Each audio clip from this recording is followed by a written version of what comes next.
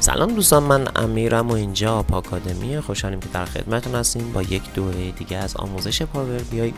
تو این جلسه میخوام نحوه پابلیش کردن فایل رو بهتون آموزش بدم. خب قبلا در مورد پابلیش کردن صحبت کردیم، گفتیم که وقتی میخواید فایلتون رو ببرید توی فضای سرور مایکروسافت یا مایکروسافت سرویس، گفتیم حالا این فایلتون رو در ابتدا سیو میکنید، کنترل اس رو میگیرید و بعد از اون که فایلتون سیو شد از آیتم پابلیش وارد فضای مایکروسافت سرور یا حالا مایکروسافت سرویس میشید و توی هر کدوم از کاتگوریایی که دوست دارید اونو میرید ذخیره میکنید. اما توی این جلسه میخوام بیام در مورد این صحبت بکنم که حالا فایلی که ساختیم رو به چه روش‌هایی میتونیم پابلیشش بکنیم. خب من برای این کار باید وارد فضای مایکروسافت سرویس بشم و خب به تبع از طریق فضای پابلیشمون اول یک بار من فایل رو توی یکی از کاتگوریایی که قبلا ساخته بودم پابلیشش میکنم که خب یکم شاید زمان بر باشه این قضیه.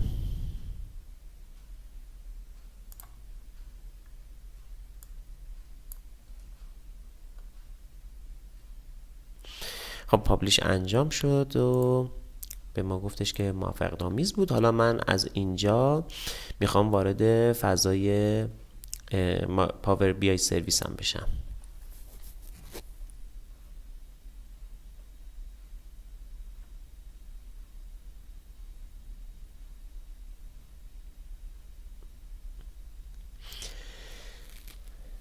خب قبلا در موردش صحبت کردیم. توی فضای پاور بی آی سرویس ما کاتگوری‌های مختلفی که ساختیم رو میتونیم ببینیم، ورک اسپیس هامون رو میتونیم بررسی بکنیم و اون ورک اسپیس اصلی که حالا ساخته بودیم رو میتونیم داشته باشیم.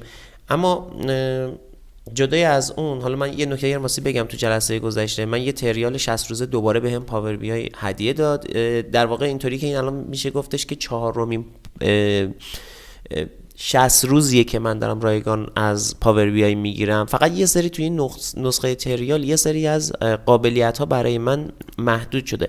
مثلا من میتونم یه فایل داشبوردی که مثلا ساختم، یه فایلی که ساختم رو در واقع بیام و پابلیشش بکنم، حالا برای افراد خاصی که توی سازمان اون هستن یا حالا به نحوه دیگه، ولی یه سری محدودیت ها داره، حالا هم از لحاظ سطح دسترسی دادن به افرادی که قراره بررسی بکنم و هم از لحاظ نوع پابلیش که داریم. مثلا توی گزینه شیر که شما میزنید، از اینجا باید ایمیل اون فردی که میخواید براش پابلیش کنید رو سرچ میکنید و اگرش بشناسه اون ایمیل رو میتونید برای اون فرد پابلیشش بکنید. اما نکته‌ای که هستش این که توی این قسمت باید حتما فردی که قراره پابلیش بشه براش فایل عضو همون سازمان باشه یا همون از دامین ایمیلش در واقع از همون نوع دامینی باشه که ایمیل سازمانی. مثلا من اینجا به یک جیمیل نمیتونم اینو ایمیل بکنم براشون پابلیش بکنم، ولی برای افراد دیگه‌ای که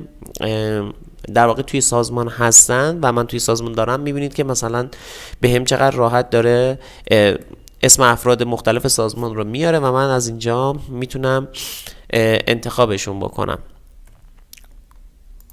مثلا من این فایل رو انتخاب میکنم و کافیه که روی گزینه سند بزنم. حالا برای اینکه بهتون نشون بدم مثلا یه دونه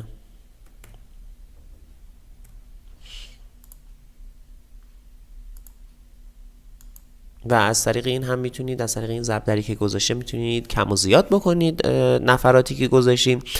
بعد اون آیتم سند رو که بزنید پابلیش شما انجام میشه، برای اون فرد یک ایمیل میره که توی اون ایمیل در واقع لینک حاوی این داشبورد اونجا اومده و میتونه داشبورد رو بگیره.